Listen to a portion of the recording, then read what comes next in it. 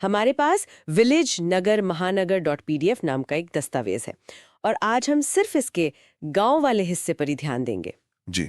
देखते हैं कि ये स्रोत गांव की बनावट और वहाँ मतलब लोगों की प्रगति की संभावनाओं पर क्या कहता है। हाँ, और ये दस्तावेज जो है ये सीधे तौर पर सोच को प्रगति से जोड़ता है, जो अपने आप में मतलब काफी दिलचस्प है। गांव के संदर्भ में ये खास सामाजिक और आर्थिक ढांचे की तस्वीर पेश करता है। अच्छा। स्रोत का तर्क ये है कि किसी व्यक्ति की तरक्की वो सिर्फ उसकी सोच पर ही नहीं बल्कि वो जिस माहौल में है उस पर भी बहुत निर्भर करती है। बिल्कुल। तो चलिए इस ढांचे को जरा नीचे से देखना शुरू करते। हाँ, स्रोत बताता है कि गांव के पिरामिड में सबसे नीचे कौन है। वो है मजदूर, या स्रोत उन्हें मजबूर भी कहता है। मजबूर। इनके पास अपनी जमीन नहीं होती और ये दूसरों के लिए काम करते हैं, किसान, लठैत, सामंत, जमींदार, साहूकार, इन सब के लिए। जी बिल्कुल। और यहाँ स्रोत एक थोड़ी तीखी बात कहता है क्या? कि इनकी हालत लगभग गुलामों या बंधुआ मजदूरों जैसी थी, ओह। जिनकी अपनी कोई मर्जी, समय या कह लीजिए आजादी नहीं। और दस्तावेज ये भी इशारा करता है कि लोकतंत्र के इतने सालों बाद भी शायद जमीनी हकीकत पूरी तरह से बदली नहीं है। अच्छा, तो ये हुई सबसे निचली पायदान। इनसे ठीक ऊपर कौन आते हैं? स्रोत में लठैत या करिंदा का जिक्र है। हाँ, लठैत या करिंदा ये एक तरह से सामंतों या जमींदारों के लिए बाहुबल का काम करते थे। अंगरक्षक जैसे। हाँ बिल्कुल, अंगरक्षक जैसे समझिए। दिलचस्प बात यह है कि इनके पास थोड़ी बहुत जमीन तो होती थी। अच्छा, थोड़ी जमीन थी इनके पास। हाँ, पर गुजारे लायक नहीं। तो एक तरह से ये भी मजबूरी थे काम करने के लिए। स्रोत के मुताबिक इनकी भी अपनी मर्जी या स्वतंत्रता वो सीमित ही थी। मालिक का हुक्म मानना पड़ता था, चाहे वो सही हो या गलत। बिल्कुल। हालांकि स्रोत ये भी मानता है कि लोकतंत्र आने के बाद इनकी स्थिति में कुछ सुधार जरूर हुआ है। यानी थोड़ी जमीन होना भी पूरी आजादी की गारंटी नहीं थी उस वक्त। नहीं, एक तरह से नहीं। अब इनसे ऊपर आते हैं सामंत। इनका क्या किरदार था? सामंत देखिए, वो जमींदार के प्रतिनिधि होते थे। प्रतिनिधि। हाँ, दूर दराज के इलाकों से लगान वसूलना इनका काम था और उसी वसूली में से इन्हें अपना हिस्सा मिलता था। अच्छा। इनके पास भी अपनी कुछ जमीन होती थी जो इन्हें लठैतों से थोड़ा बेहतर दर्जा देती थी, आप कह सकते हैं। और सामंतों के भी ऊपर जाहिर है जमींदारी होंगे। हाँ, जमींदार जो गांव की ज्यादातर जमीन के मालिक थे। जैसा कि दस्तावेज बताता है, सामंतों और लठैतों के जरिए गांव में एक तरह का दबदबा और व्यवस्था बनाए रखना इनकी जिम्मेदारी थी। सत्ता के केंद्र थे वो गांव में उस समय। बिल्कुल वही थे। और इस पूरी व्यवस्था के शिखर पर स्रोत साहूकार को रखता है। इनका क्या काम था? पैसे का लेन देन। बिल्कुल, साहूकार वो गांव की अर्थव्यवस्था में पैसे का प्रवाह बनाए रखते थे। उधार देकर, ब्याज पर पैसा चलाकर गांव की पूरी आर्थिक गाड़ी, खासकर जब फसल का मामला हो, इन्हीं के इर्द गिर्द घूमती थी। फसल, हाँ, ये एक अहम मुद्दा लगता है। स्रोत कहता है गांव की समृद्धि का आधार वो सिर्फ फसल है। और यहीं पर मतलब गांव की अर्थव्यवस्था की सीमा भी तय हो जाती है। कैसे? देखिए, फसल तो साल में 1 या 2 बार ही आती है ना? हाँ बिल्कुल। इसका मतलब ये हुआ कि गांव का रोजगार काफी हद तक मौसमी रोजगार है। मौसमी यानी बाकी समय कम। हाँ, कम होता है या होता ही नहीं। तो फिर इस पूरी संरचना और ये जो मौसमी अर्थव्यवस्था है, इसका निचोड़ क्या निकलता है? क्या अच्छी सोच रखना ही काफी है तरक्की के लिए ऐसे माहौल में? यहीं पर स्रोत अपना मुख्य तर्क रखता है। वो कहता है कि इस बंधे हुए सामाजिक ढांचे और सिर्फ फसल पर टिकी अर्थव्यवस्था के कारण गांव में लोगों के विकास या समृद्धि की रफ्तार वो बहुत धीमी और सीमित ही रहेगी, चाहे उनकी सोच कितनी भी अच्छी क्यों ना हो। हाँ, चाहे उनकी सोच कितनी भी ऊंची या आधुनिक क्यों ना हो, उनकी तरक्की के रास्ते वो उनकी सामाजिक स्थिति और इस मौसमी आय से बंधे हुए हैं। तो संक्षेप में कहें तो ये दस्तावेज गांव की एक ऐसी तस्वीर पेश कर रहा है जहां पारंपरिक ढांचा मजदूर से साहूकार तक और ये खेती पर जो निर्भरता है, ये दोनों मिलकर लोगों की सोच और उनके आगे बढ़ने की गुंजाइश को एक तरह से बांध देते हैं। बिल्कुल सही। और जो सवाल ये दस्तावेज हमारे सामने छोड़ जाता है वो सोचने वाला है। क्या सवाल? वो ये है कि अगर लोकतंत्र के इतने दशकों बाद भी, जैसा कि स्रोत दावा कर रहा है, ये संरचनाएं और सीमाएं काफी हद तक वैसी ही बनी हुई हैं, तो फिर असली तरक्की के लिए रास्ता क्या है? क्या सिर्फ सोच बदलने से बात बन जाएगी या फिर इस पूरे ढांचे में ही गहरे बदलाव लाने होंगे? ये वाकई एक बड़ा सवाल है जिस पर सोचने की जरूरत है। ये गांव और शहर की सोच, उनकी जो आर्थिक बनावट है, उसके फर्क को समझने में मदद करती है। हाँ, बिल्कुल। और ये सिर्फ रहने की जगह का फर्क नहीं है, ये पूरी मानसिकता, पूरी व्यवस्था का अंतर है, जैसा स्रोत बताता है। तो ये सामग्री बताती है कि क्यों गांव में, कह सकते हैं, तरक्की थोड़ी धीमी है और शहर इतनी तेजी से क्यों बढ़ जाते हैं। जी, स्रोत के मुताबिक गांव का जो पूरा आधार है वो है जमीन और फसल। मतलब मुख्य किरदार कौन हुए? किसान, मजदूर, जमींदार, महाजन, इस तरह के लोग। और कमाई, वो भी सीमित ही रहती होगी। हाँ, आमदनी का पैमाना लाखों तक सिमटा रहता है और काम भी ज्यादातर मौसम के हिसाब से। जैसे 3 महीने में फसल आई तो काम हुआ।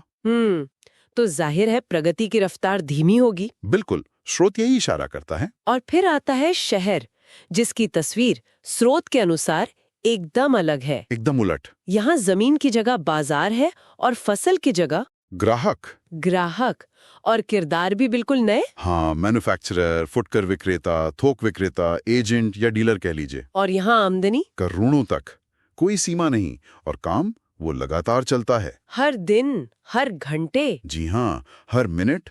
यहाँ खेती वाली जमीन नहीं, यहाँ मिलें हैं, फैक्ट्रियां हैं, दुकानें हैं। और स्रोत एक चौंकाने वाली बात कहता है शहर के बारे में। हाँ, वो ग्राहक काटने वाली बात। वही कि गांव में फसल कटती है, शहर में ग्राहक काटे जाते हैं। इसका क्या मतलब हुआ? देखिए, ये शहर की मानसिकता है।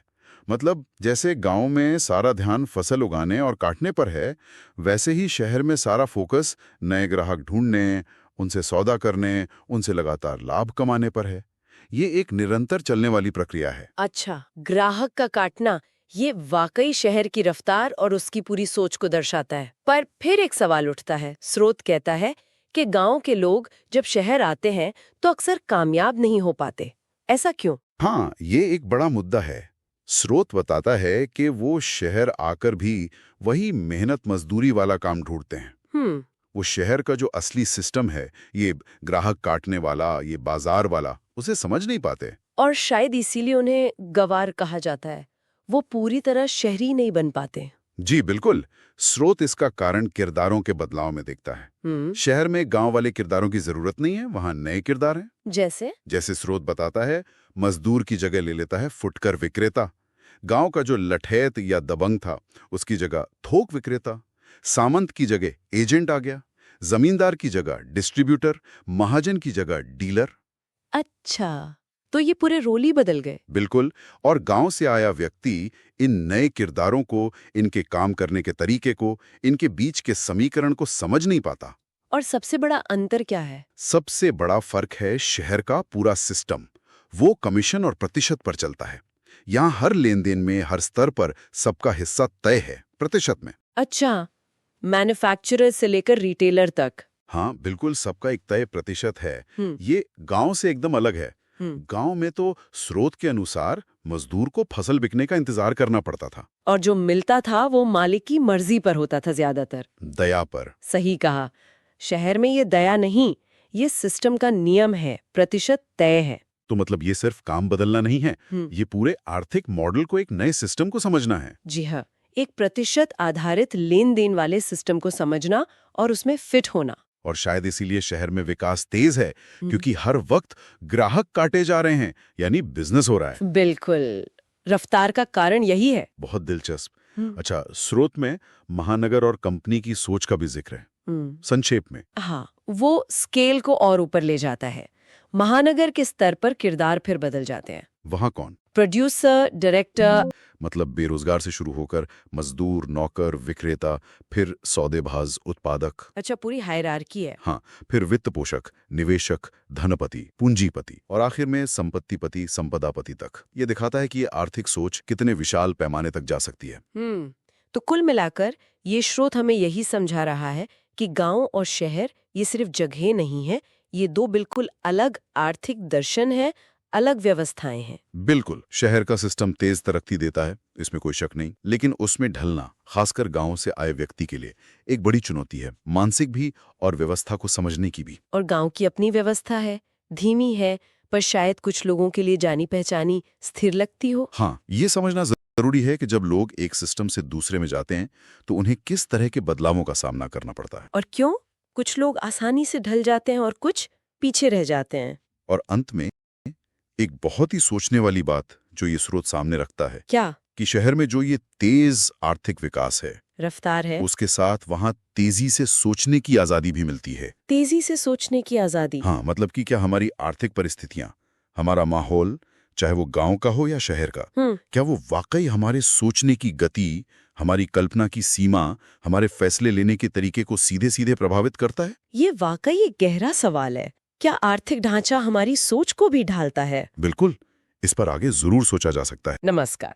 आज हमारे पास ना एक बड़ा दिलचस्प दस्तावेज है, महानगर पीडीएफ। ये गांव, फिर शहर, या कह लें नगर और महानगर, इनकी बीच का जो फर्क है ना, उसे समझने की कोशिश करता है। जी बिल्कुल। और ये सिर्फ ये नहीं कि जगहें अलग हैं, दस्तावेज तो कहता है कि सोचने का तरीका, कमाई कैसे होती है, यहाँ तक कि पूरा सामाजिक ढांचा ही बिल्कुल अलग है। हाँ, मतलब जमीन आसमान का फर्क। हाँ, एक तरह से ये एक सफर जैसा दिखाता है, गांव से शहर और फिर शहर से महानगर की ओर। चलिए इसी को थोड़ा खोलते हैं। ये स्रोत कहता है कि जो पहली बड़ी चीज है वो है सोच और मुख्य काम में अंतर। जैसे गांव में ज्यादातर किसान काम जमीन पर और सोच शहर वालों से एकदम अलग। बिल्कुल। फिर आता है शहर या नगर। स्रोत उन्हें कहता है मैन्युफैक्चरर। ये लोग बाजार में खेती करते हैं, मतलब शायद चीजें बनाते हैं, बेचते हैं।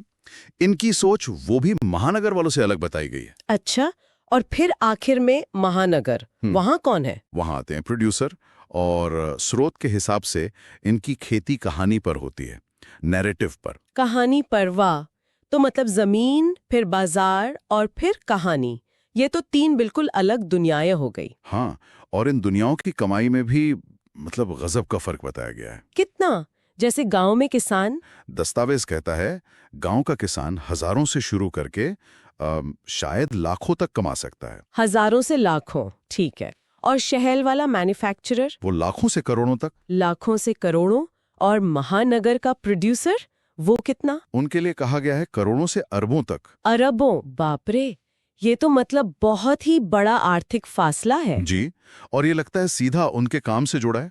स्रोत में एक और बड़ी मजेदार बात है, फसल काटने का रूपक। हाँ, वो काफी दिलचस्प है। गांव में तो सीधी बात है फसल काटना, जी, लेकिन शहर या नगर के लिए क्या कहा है कि वहां ग्राहक काटे जाते हैं। ग्राहक काटे जाते हैं, इसका क्या मतलब हुआ? थोड़ा अजीब नहीं है? हाँ, सुनने में तो है, पर शायद मतलब है सेल्स बनाना या ग्राहक जोड़ना, उस प्रक्रिया को कह रहे हैं। अच्छा, समझा।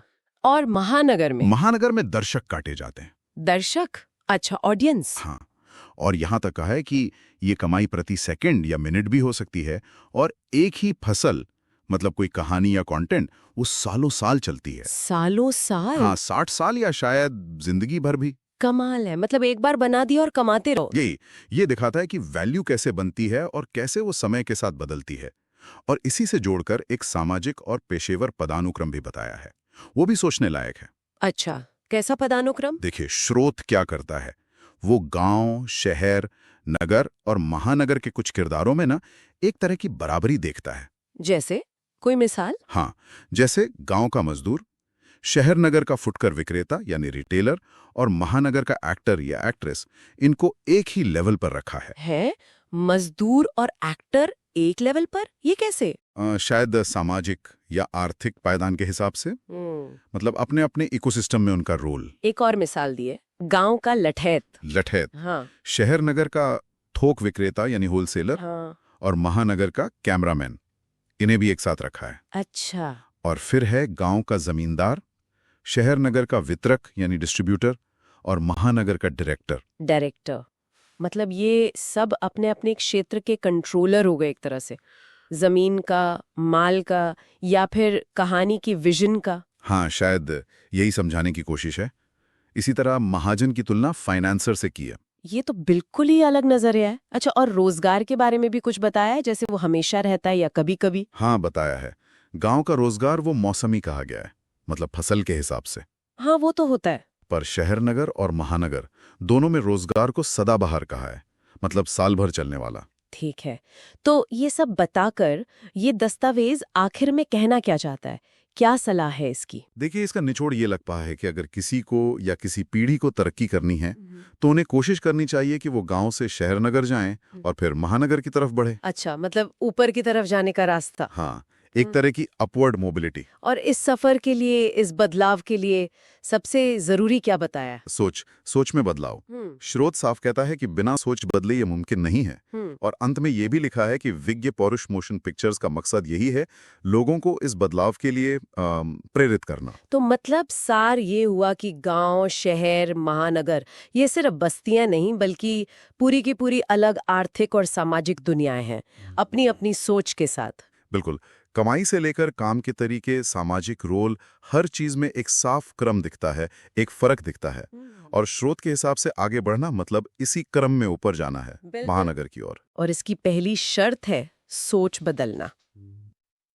ये एक सवाल जरूर छोड़ जाता है मन में, क्या तरक्की का रास्ता वाकई इतना सीधा, इतना लीनियर होता है जैसा ये दस्तावेज बता रहा है? और समाज को ऐसे बांटने के क्या मायने हो सकते हैं? सोचने वाली बात है।